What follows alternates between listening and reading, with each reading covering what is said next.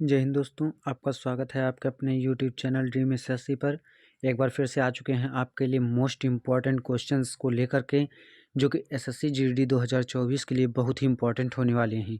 इसीलिए इन सभी प्रश्नों को बहुत अच्छे से देखिए और वहां पर अपना बेस्ट स्कोर कवर करके आइएगा। ठीक है, चलते हैं अपने पहले प्रश्न से शुरुआत करते हैं। उससे पहले अगर आप चैनल पर नए हैं तो चैनल को सब्सक्राइब जरूर कर लें और वीडियो को लाइक कर दें।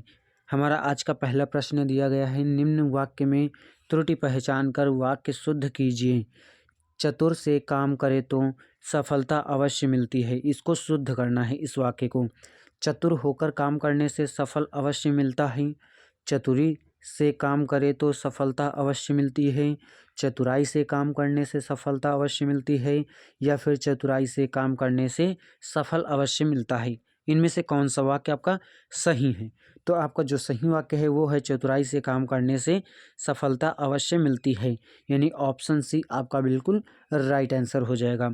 चलते हैं अगले प्रश्न की ओर। हमारा अगला प्रश्न यहाँ पर दिया गया है, तपस्वी ने बहुत तपने के पश्चात यह सिद्धि प्राप्त की है। वाक्य के रेखांकित शब्द के स्थान पर भाववाचक संज्ञा शब्द होगा, यानी जहाँ तपने लिखा है वहाँ पर भाववाचक संज्ञा इनमें से कौन सा सबसे शुद्ध है? तपस्वी ने बहुत तपोवन के पश्चात यह सिद्धि प्राप्त की है, या फिर तपस्वी ने बहुत तपस्या के पश्चात यह सिद्धि प्राप्त की है, या फिर तपस्वी ने बहुत तपन के पश्चात यह सिद्धि प्राप्त की है, या फिर तपस्वी ने बहुत तपभूमि के पश्चात यह सिद्धि प्राप्त की है। तो देखिए, जहाँ पर तपने लिखा है, वहाँ पर क्या होना चाहिए? तपस्या होना चाहिए। क्या होना चाहिए? तो बताएंगे तपस्या होना चाहिए, यानी ऑप्शन 2 आपका बिल्कुल राइट आंसर हो जाएगा। चलते हैं अगले प्रश्न की ओर। हमारा अगला प्रश्न यहाँ पर दिया गया है, विकल्पों में दिए गए किस वाक्य में निम्न शब्द के सही पर्यायवाची शब्द का प्रयोग किया गया है? पंडित, यहाँ पर शब्द हमें पंडित दिया गया है, इसके सही पर्यायवाची शब्द का प्रयोग किस वाक्य में हुआ है ये आपको बताना है। मनीषी मेरे द्वारा आए हैं, मनीषी मेरे द्वार पर आए हैं, या फिर मनीषी मेरे द्वार पर आए हैं, या फिर मनीषी मेरे ज्ञान से पूर्ण है। यानी आपका इनमें से कौन सा मनीषी सही है ये आपको बताना है। देखिए, जो आपका तीसरा दिया गया है, कौन सा तीसरा दिया गया, मनीषी मेरे द्वार पर आए हैं, ठीक है, ये आपका बिल्कुल राइट आंसर हो जाएगा। दूसरे में क्या गलती है? तो दूसरे में जो ना है इसमें छोटी की मात्रा लगा दी, जबकि बड़ी की मात्रा होनी चाहिए ना। तो ऑप्शन 3 आपका बिल्कुल राइट आंसर हो जाएगा, मनीषी मेरे द्वार पर आए हैं।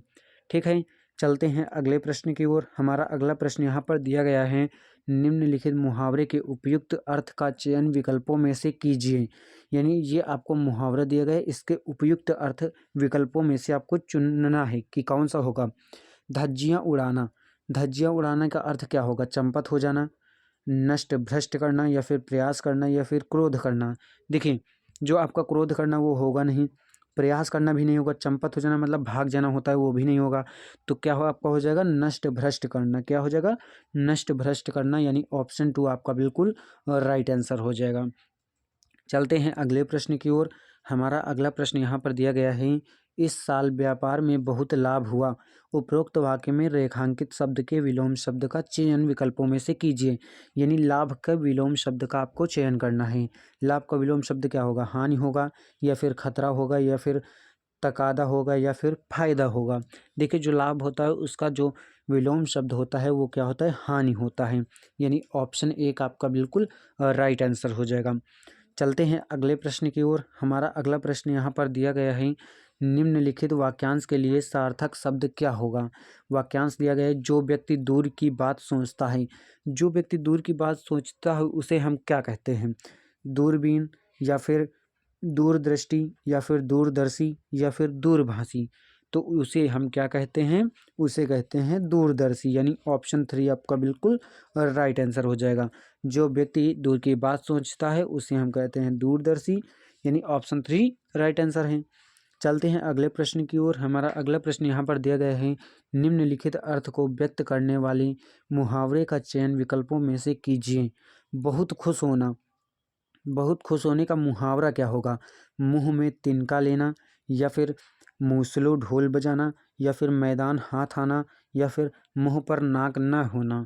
देखिए, जो आपका दिया गया है यहाँ पर बहुत खुश होना, इसका जो मुहावरा हो जाएगा वो क्या हो जाएगा, मूसलो ढोल बजाना। क्या हो जाएगा, मूसलो ढोल बजाना, यानी ऑप्शन 2 आपका बिल्कुल राइट आंसर हो जाएगा। चलते हैं अगले प्रश्न की ओर। हमारा अगला प्रश्न यहाँ पर दिया गया है, निम्न में से कौन सा शब्द जानकी का पर्यायवाची नहीं है, यानी जानकी का पर्यायवाची शब्द इनमें से कौन सा नहीं है ये आपको बताना है। सूर्यसुता नहीं है, या फिर वैदेही नहीं है, या फिर जनकसुता नहीं है, या फिर सीता नहीं है। देखिए, जो आपका सीता है वो भी जानकी का पर्यायवाची है, जनकसुता भी है और वैदेही भी है। क्या नहीं है तो बताएंगे आपका सूर्यसुता नहीं है, यानी ऑप्शन 1 आपका बिल्कुल राइट आंसर हो जाएगा। ठीक है, चलते हैं अगले प्रश्न की ओर। हमारा अगला प्रश्न यहाँ पर दिया गया है, शहर का आधा भाग चुका है, क्या हो चुका है? इस वाक्य में रिक्त स्थान की पूर्ति उपयुक्त वाक्य खंड द्वारा कीजिए। शहर का आधा भाग क्या हो चुका है? जल में निमग्न हो चुका है, या फिर जल से मग्न हो चुका है, या फिर जलमग्न हो चुका है, या फिर पानी में तैर रहा हो चुका है। देखें, जो आपका दिया गया है शहर का आधा भाग, उसके आगे क्या होना चाहिए, जलमग्न हो चुका है, यानी जलमग्न आपका यहाँ पर बिल्कुल राइट आंसर हो जाएगा। ठीक है, चलते हैं अगले प्रश्न की ओर। हमारा अगला प्रश्न यहाँ पर दिया गया है, निम्नलिखित वाक्य में रेखांकित शब्द के विलोम शब्द का प्रयोग करके रिक्त स्थान की पूर्ति कीजिए। यह उन्नति उचित दिशा में न हो तो वह का कारण बनती है। जो उन्नति दिया गया है उसका आपका विलोम शब्द बताना है कि क्या होगा, अवनति होगा, या फिर दुराग्रह होगा, या फिर अपमान होगा, या फिर अउन्नति होगा। देखो, जो आपका दिया गया है शब्द उन्नति, उसका विलोम शब्द होगा अवनति। क्या होगा, अवनति होगा, यानी ऑप्शन 1 यहाँ पर आपका बिल्कुल राइट आंसर हो जाएगा। चलते हैं अगले प्रश्न की ओर। हमारा अगला प्रश्न यहाँ पर दिया गया है, दिए गए वाक्यांश के लिए सार्थक शब्द बताइए। जो काम से जी चुराता हूँ, यानी जो काम से जी चुराता हो, इसका अर्थ क्या हो जाएगा? चालाक हो जाएगा, निकम्मा हो जाएगा, कामचोर हो जाएगा, या फिर क्या हो जाएगा, कमज़ोर। देखिए, जो आपका कमज़ोर होता है वो तो होगा नहीं, जो काम से जी चुराता हो उसे पूछा गया है, तो उसे क्या होना चाहिए, उसे होना चाहिए कामचोर। क्या होना चाहिए, कामचोर। निकम्मा भी नहीं होगा, चालाक भी नहीं होगा। यहाँ पर सबसे सही शब्द क्या हो जाएगा, कामचोर हो जाएगा, यानी ऑप्शन 3 आपका बिल्कुल राइट आंसर हो जाएगा। चलते हैं अगले प्रश्न की ओर। हमारा अगला प्रश्न यहाँ पर दिया गया है, निम्नलिखित वाक्य के किस शब्द में अशुद्धि है? उनकी दृष्टि शून्य आकाश की ओर थी।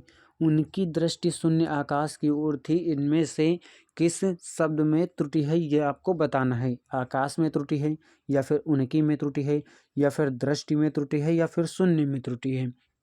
देखो, जो शून्य होता है, क्या होता है, शून्य होता है, उसे हम किस तरह लिखते हैं, उसे हम लिखते हैं शून्य। क्या लिखते हैं, शून्य, यानी इस तरह शून्य लिखा जाता है। ठीक है, आपको यहाँ पर शून्य गलत दिया गया है, यानी ऑप्शन 4 आपका बिल्कुल राइट आंसर हो जाएगा। चलते हैं अगले प्रश्न की ओर। हमारा अगला प्रश्न यहाँ पर दिया गया है, निम्नलिखित में से शुद्ध वाक्य कौन सा है? इनमें से शुद्ध वाक्य आपको बताना है कि कौन सा होगा। काली गाय अच्छी होती है, काली गाय अच्छा होती है, काली गाय अच्छी होता है, या फिर काला गाय अच्छी होती है। देखिए, आपका यहाँ सबसे शुद्ध क्या है, काली गाय अच्छी होती है। क्या हो जाएगा, काली गाय अच्छी होती है, यानी ऑप्शन 1 आपका बिल्कुल राइट आंसर हो जाएगा। आगे चलते हैं अगले प्रश्न की ओर। हमारा अगला प्रश्न यहाँ पर दिया गया है, लोग रंगीन चांदनी में नौका विहार का आनंद ले रहे थे। उपरोक्त वाक्य में रेखांकित शब्द के स्थान पर सर्वोचित शब्द का चयन विकल्पों में से कीजिए। यानी जहाँ पर रंगीन शब्द दिया गया है आपको, यहाँ पर क्या होना चाहिए, धवल होना चाहिए, पीली होनी चाहिए, सुनहरी होनी चाहिए, या फिर रोशन होनी चाहिए। तो यहाँ पर रंगीन की जगह क्या होना चाहिए, धवल होना चाहिए, यानी ऑप्शन 1 आपका बिल्कुल राइट आंसर हो जाएगा। हमारा वाक्य क्या हो जाएगा, लोग धवल चांदनी में नौका विहार का आनंद ले रहे थे। ठीक है, चलते हैं अगले प्रश्न की ओर। हमारा अगला प्रश्न यहाँ पर दिया गया है, नीचे दिए गए शब्द के लिए उचित वाक्यांश दिए गए विकल्पों में से चुनिए। गोचर, यानी गोचर किसे कहते हैं हम, गाय को चुराने वाला, या फिर जिसके ज्ञान इंद्रियों द्वारा न हो सके, या फिर जो गाय के साथ चलता है, या फिर जिसका ज्ञान इंद्रियों द्वारा हो सके।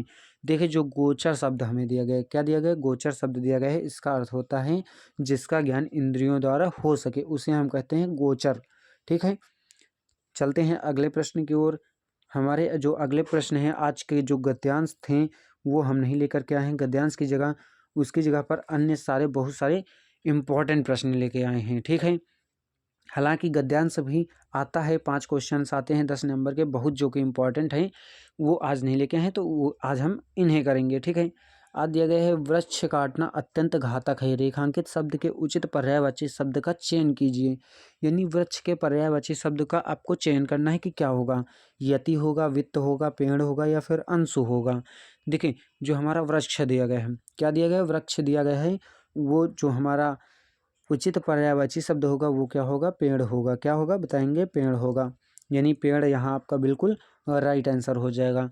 चलते हैं अगले प्रश्न की ओर। हमारा अगला प्रश्न यहाँ पर दिया गया है, निम्नलिखित वाक्य में अशुद्धि पहचाने। यानी इस वाक्य में अशुद्धि पहचानना है। वाक्य क्या है, कानून के हाथ लंबे होते हैं, इसमें क्या त्रुटि है, होते में त्रुटि है या फिर हाथ में या फिर कानून या फिर लंबे। देखो कानून कैसे लिखा जाता है, कानून लिखा जाता है इस तरह है, ठीक है। यहाँ पर दिया गया कानून दिया गया है, तो यहाँ पर आपका कानून गलत है, तो यहाँ पर राइट आंसर क्या हो जाएगा, कानून। यानी हमें अशुद्धि बतानी थी, तो अशुद्धि किस में है, कानून में है, यानी ऑप्शन 3 आपका बिल्कुल राइट आंसर हो जाएगा। चलते हैं अगले प्रश्न की ओर। हमारा अगला प्रश्न यहाँ पर दिया गया है, कमल का पर्यायवाची शब्द है। यानी कमल का पर्यायवाची शब्द क्या है ये आपको बताना है, पयोध है या फिर पंकज है या फिर पंकज है या फिर सुमन है। देखिए जो आपका कमल का पर्यायवाची शब्द है, किसका कमल का पर्यायवाची शब्द है वो क्या है, पंकज। यानी पंकज आपका बिल्कुल राइट आंसर हो जाएगा, ठीक है। चलते हैं अगले प्रश्न की ओर। हमारा अगला प्रश्न यहाँ पर दिया गया है, आकर्षण शब्द का विलोम क्या होगा। यानी आकर्षण शब्द का विलोम आपको बताना है कि इनमें से क्या होगा, प्रतिकर्षण होगा या फिर आकर्षित होगा या फिर अनुपम होगा या फिर मनोहर होगा। देखिए जो आपका शब्द दिया गया है आकर्षण, इसका विलोम शब्द क्या होना चाहिए, इसका विलोम शब्द होना चाहिए प्रतिकर्षण। आकर्षण का क्या होता है विलोम, आकर्षण का प्रतिकर्षण ही तो होता है ना। यानी ऑप्शन 1 आपका बिल्कुल राइट आंसर हो जाएगा। चलते हैं अगले प्रश्न की ओर। हमारा अगला प्रश्न यहाँ पर दिया गया है, आपे से बाहर होना मुहावरे का सही अर्थ है। यानी आपे से बाहर होना मुहावरे का अर्थ क्या होगा, डांटना या फिर विरोध करना या फिर अत्यधिक क्रोधित हो जाना या फिर जल जाना। इसका राइट आंसर आप हमें कमेंट बॉक्स में करिएगा, और आपने 19 में से कितना स्कोर किया है यह भी आप कमेंट में बताना है। इसी तरह से अपनी तैयारी को ज़बरदस्त बनाते रहिएगा और एग्ज़ाम में अच्छा स्कोर कवर करके आना है, ठीक है। आगे मिलते हैं नेक्स्ट वीडियो में। अगर अभी तक चैनल को सब्सक्राइब नहीं किया है तो सब्सक्राइब ज़रूर कर लें और वीडियो को लाइक ज़रूर कर दें।